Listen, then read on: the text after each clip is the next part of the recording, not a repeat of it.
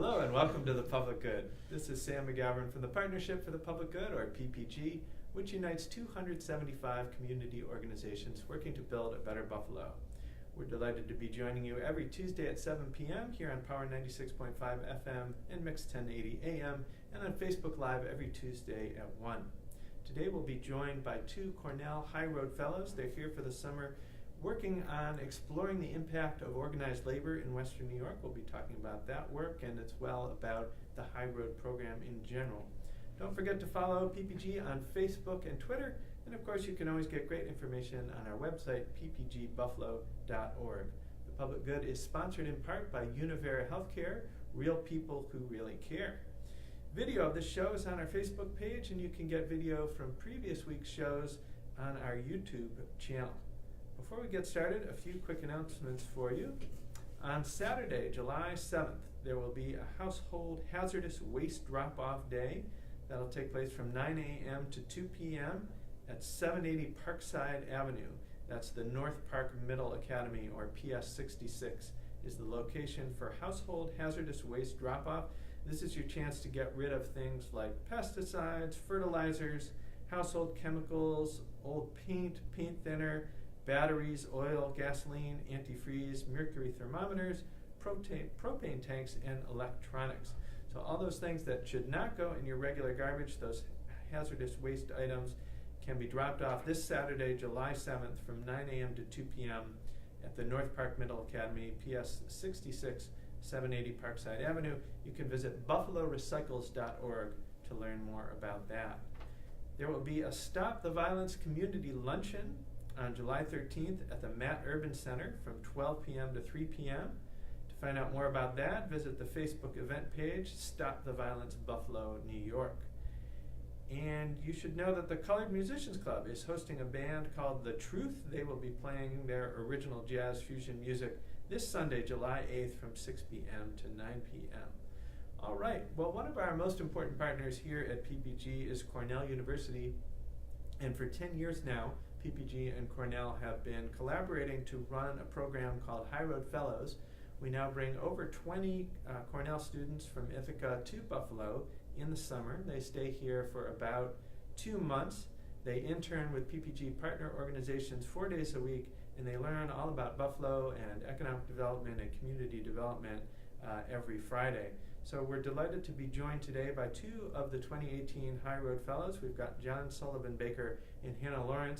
They'll be talking about the program and about their work. They're working on a study that PPG is doing with the Western New York Area Labor Federation, the State of New York, the Workforce Development Institute, and several local unions. We're exploring the impact of organized labor on Western New York, so we'll be talking about that today. But before we do that, John and Hannah, welcome to the show. Thanks for being here. Thanks for having us.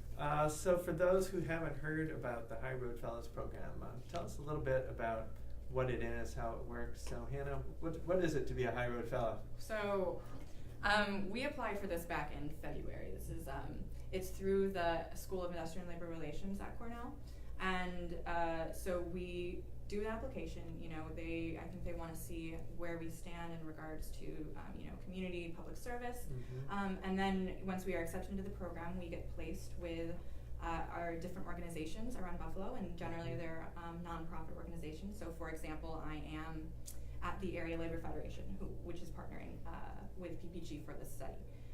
So, during the week we work at our organizations. I'm at the ELF offices throughout Monday through Thursday, and then on Fridays we all get together, the High Roaders, and we have kind of a more fun day, I guess, where we go and we explore. We get to know more about Buffalo, and we kind of are able to get a bird's eye perspective and on the ground perspective of Buffalo and its revitalizing its economy.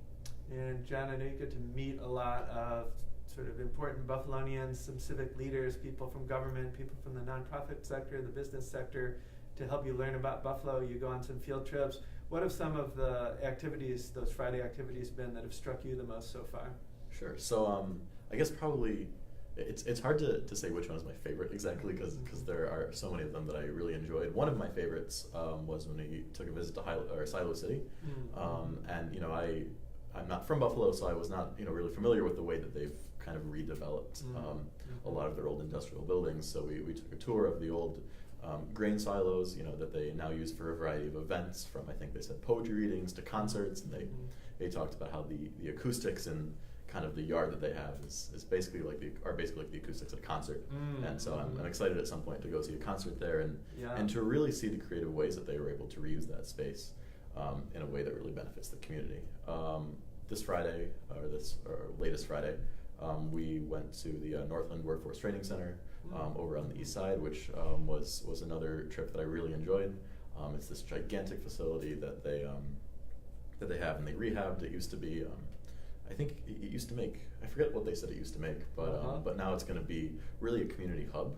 And so not only will they be training about, I think they said 300 or 400 workers in skilled trades each year, they're also going to put in a community restaurant and a variety of offices for organizations that really are impacting the area, along with meeting spaces for the residents. And so it really will become an institution on the east side that will help improve the region economically, while also ensuring that the facility really gives back to the community.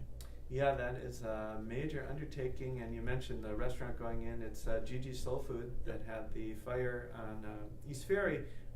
It was announced, I don't know, a couple months ago that they're going to be in the Northland corridor, so that's exciting news for fans of Gigi's, that they'll be coming back to the neighborhood. Hannah, any of the learnings from the Friday experiences that stands out for you? Yeah, so I think my most memorable Friday was the very first Friday. We went to the Colored Musicians Club, which was an incredible experience and it's kind of one of those things that I never would have gone. Like, that's never something that I would have gone to on my own if I hadn't heard about it. So that was a really great experience. We got to learn about the history of R&B music in Buffalo, which was very cool. And we also, I think the panels, so the first half of our Fridays are generally composed of, we have panels of a bunch of different community leaders and spearheaders and change agents, I think is the term. And so those have also been really interesting, because we get to hear kind of about the changes that are being made from the people that are making them, which is a very unique experience, and not everyone has a chance to do that. Yeah, it's quite a lineup you guys have on your Fridays. I'm sometimes envious that I'm not hanging out with you guys and learning from some of the folks that you're learning from, or going out to see some of the sites that you're seeing. So let's dive into the work that you've both been engaged in this summer. As I mentioned, we're studying the impact of organized labor on Western New York and what it does for members of unions, for other workers, for the community at large, some of the different impacts that organized labor has and has had over the years. John, you've been interviewing people, not necessarily members of unions, but politicians, community people, nonprofit people, as well as people active in unions. What are some of the themes that are emerging from what folks are telling you about the impact of unions? Sure. So, I mean, there are a variety of themes, because, unions really impact individuals and communities in so many different ways that kind of go beyond, just the pure economic impact of having higher wages, better benefits, because you have that collective bargaining agreement. So unions really, probably the thing that was highlighted the most throughout my interviews has been the fact that unions really give workers a voice, and they give them agency and leverage, and really enable them to demand kind of the respect that they deserve, and that is sometimes denied to them by employers that really seek to squeeze as much out of them as possible. So in addition to that, a few of the people I've interviewed have really highlighted the fact that labor, the wide array of positive impacts that labor has are sometimes either drowned out kind of by the noise of those who are opposed to unions, or sometimes are just not really revealed at all. So I had a really great interview with Tom Campbell of Western New York Labor News, and his website basically is just has just a plethora of articles about the very positive, tangible impacts that unions have on communities. So, for example, a local union recently donated, I think, about $30,000 to improve or to build a playground for disabled children that meets their needs. And unions, across the region, fund, community baseball leagues or church groups or all kinds of great things that really enable their members not only to be economically successful, but to really have a community in which they belong, in which their children grow up, and have a safe, positive experience. Yeah, and of course, many of those benefits are going toward not just members of the union, but to the broader community. When you build a playground, it's not just for the union kids to play out, it's for everyone. And when you donate to a charity or volunteer for a charity, you're helping the whole community. Absolutely, and I think that sometimes this misconception gets spread that labor is dominated by these union bosses that are attempting to kind of control and rein in workers. But in reality, unions are the workers. Unions are the community, and they do so I was speaking to a local labor attorney, and one of the things that she highlighted is the fact that the collective bargaining process is actually much more democratic than even our political process, because you are voting directly on the kind of governing legislation, which is the collective bargaining contract that governs you. Right. And in our democracy, obviously, you elect others to do that. So really, that's the most direct way in our society that people are able to impact their lives for the better. That's an interesting point. Hannah, I know you've been talking a lot with local labor leaders and harvesting stories and examples. Any that have stood out for you so far? Yeah, I had a wonderful interview with a representative from the steelworkers, and he was able to tell me this very shocking story about an organizing campaign they had about 2 to 3 years ago. So during Obama's term, and the conditions that he was detailing when he was telling me about this organizing campaign, the conditions that these workers were dealing with, I couldn't believe it. It was something I just didn't think happened anymore. So, for example, OSHA came in and shut down the elevator shaft. They said, you can't use this elevator; it's not safe to use. So they put a padlock on it, and they're like, you can't use it. So, but the employers, they went over, they took some bolt cutters or whatever cutters they use. I'm not in the steelworkers, and they cut the lock off and put the elevator back in service. Wow. And unfortunately, a few days later, the elevator collapsed and killed someone, killed one of their workers. And this was 3 years ago. Wow. And that's not the only story from this organizing campaign. But that was one that really stuck out. That was a death from a working. So it was really shocking for me to hear that this stuff still happens, and this is why we still need organized labor.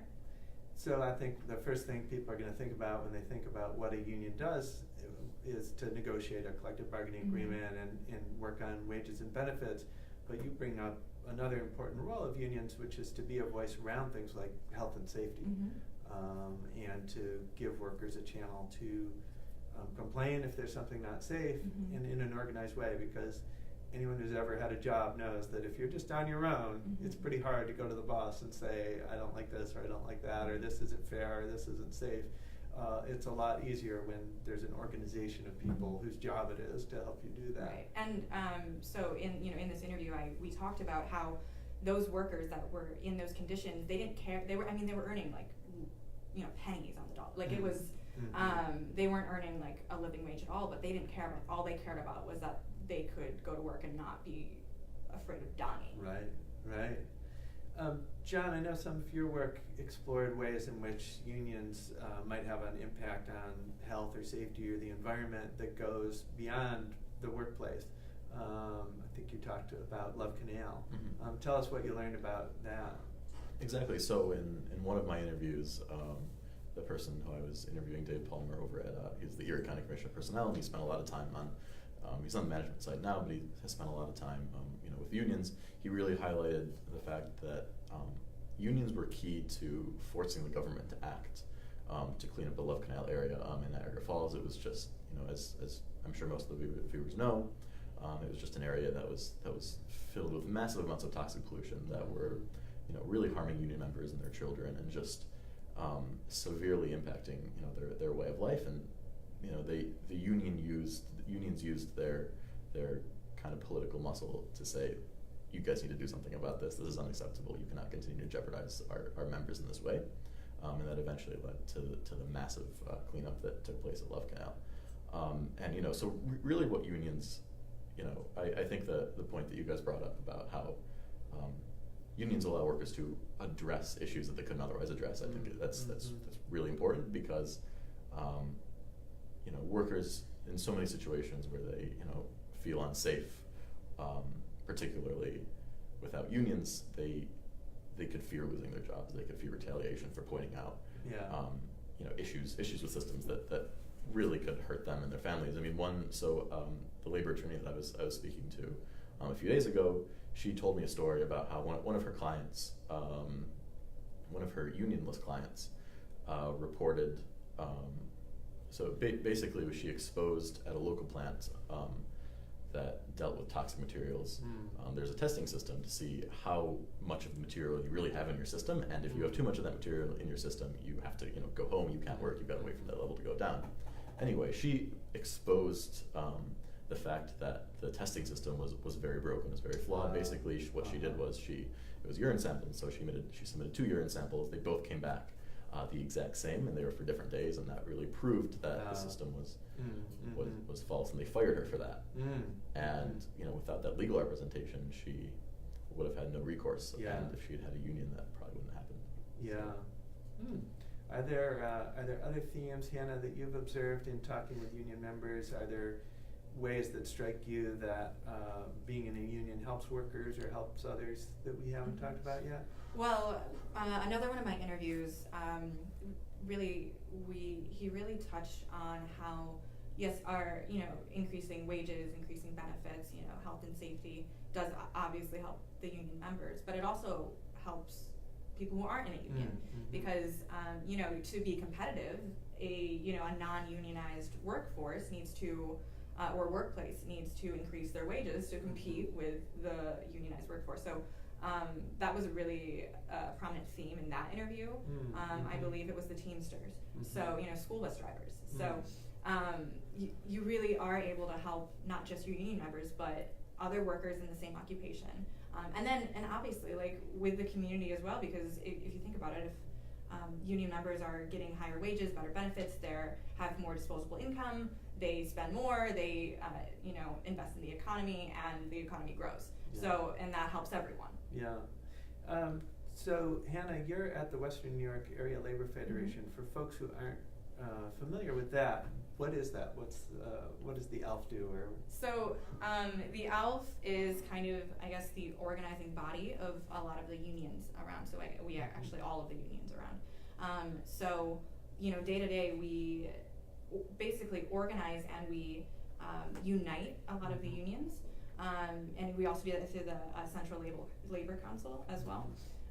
So if one union is really working on this campaign, so for example, safe staffing is something, that's a bill that's they're trying to get passed to ensure that there is enough staff in your healthcare. And that's very like a much a CWA, so Communication Workers of America kind of initiative. But the Area Labor Federation is working with the other unions to help get that passed. And I mean, that's just one example. Right. I mean, it's there's a ton of moving parts. So just for example. So there's solidarity within a single union like CWA, which represents a lot of nurses and people in the healthcare industry, as well as communications workers. And then there's the solidarity of the broader union movement, coordinated by the Western New York Area Labor Federation, the ALF, that's helping bring all the unions together around important issues like safe staffing, critical issue in Western New York, and really dramatized tragically recently when there was a death at a local nursing home. And the staff who worked at the nursing home said that that type of accident sometimes comes from the fact that there simply are not enough staff to take care of all the patients that they need to take care of, and thus the need for the safe staffing legislation. Well, let's talk a little bit more about Buffalo in general, because I know that part of your mission is to study Buffalo and neither of you are from the Buffalo area, right? I'm from Jamestown, so about Jamestown. an hour and a half south. About of an hour and a half Buffalo. south. And John, you're from? I'm from Toledo, Ohio, but I have family in Buffalo. My mom grew up here, so I have some connection. But So you both had You're some both some, exposure, yeah. Exactly. had spent a little time here before, but hadn't lived here before. Correct. Or studied it in a Right. class. And I know your experience starts with a pre-class when you're still back on campus in Ithaca, where you start learning about Buffalo. So what have been some of the surprises, whether from studying it or just from living here and being here day to day? What's been interesting for you about the Buffalo region? So maybe Hannah, you go first. Sure. So I'm also from a Rust Belt city, so Mhm. you know where I kind of came in thinking I knew what I was getting myself into. Mm, You know, mhm.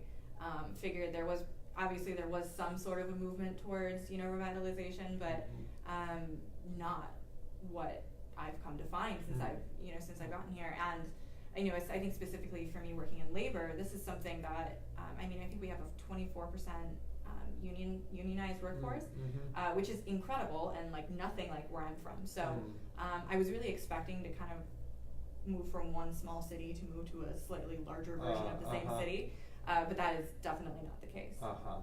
So yeah, you mentioned Buffalo has, Western New York region, Buffalo in particular, has one of the higher unionized Mhm. rates in the country. New York State is quite high. Interestingly, I think Honolulu is the most unionized city Really? in the United States. We haven't actually finished the research to find out why that is yet. You don't think of Hawaii as a union hotbed, but apparently it is. But Western New York is a real strong labor history. And it's interesting, you're saying you can kind of feel that. There's like a tangible difference from that compared to Jamestown, which is interesting. John, what are some of the things that have struck you?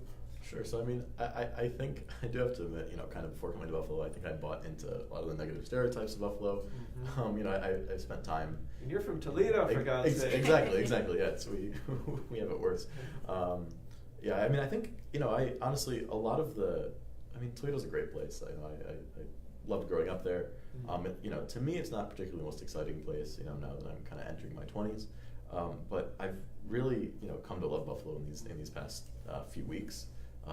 Just kind of the variety of, and maybe it's because it's so packed in because of your winters, but just the variety of activities that there are to do in Buffalo. There's always something going on, and I think that it's almost been kind of a whirlwind schedule for me because there's always something that I want to go see or do after work. So whether it be the Philharmonic in the park or the Larkinville food trucks, which I've never seen that many food trucks in one place. It's amazing. Whether it be Canal Side. So there's just so much to do, and but another really interesting aspect of it, obviously on the more academic end, as I've learned more about the history of Buffalo, I've been kind of tracing my family's kind of path and how it's mirrored really how the trends have moved in Buffalo. So I was talking to Assemblyman Sean Ryan last night, and he talked about the epidemic of white flight that really occurred in Buffalo and how the West Side neighborhoods, when people started to make money, they would leave. And so when the labor movement really allowed so many white working class people in the kind of middle of the 20th century to become prosperous, they left. And I really see it with my own family. My grandmother grew up on 15th Street on the West Side, and once my family gained some money, they moved up to Amherst, and now they're in Orchard Park. And so really kind of seeing how that trend of as you make more money, you kind of abandon the city. With my own family has been a very fascinating kind of process for me, and in a positive and negative way. For sure. So. Yeah, and you toured the North Lane corridor, so you got a sense of just how much industry was right in smack in the middle of the city. In previous decades, there were many factories in the city of Buffalo, and there were some pretty decent jobs that went with those factories that people could walk to, that they could take the bus to, and of course part of what happened was that the people moved out to the suburbs, but another big part of it, of course, was that the jobs got farther and farther away. And something we've looked at PPG is that growing distance between people and jobs, and the fact that over half the jobs in this region you can't reach by bus anymore. So if you don't have a car, that really limits your employment opportunities. If you're an employer, half the, a big pool of the workers in the region aren't available to you because they're not going to be able to get to you. So some real challenges there. Hannah, Jamestown has a lot in common with Buffalo. Yeah. As you mentioned, we're not far away. There's a lot of shared history, but some key differences as well from size, I'm sure, and also just from location. It's different being on the lake and on the canal and on the river. But are you seeing some commonality too? Are there some things that? Yeah, I mean, so before, during the pre-course, so, we take a pre-course before we actually start the summer, I wrote a paper comparing Buffalo and Jamestown. Oh, you did? And Great. I did, yeah. So there's a lot of statistics that are, our poverty rates are with 0.3% Really? differences. Uh-huh. Yeah.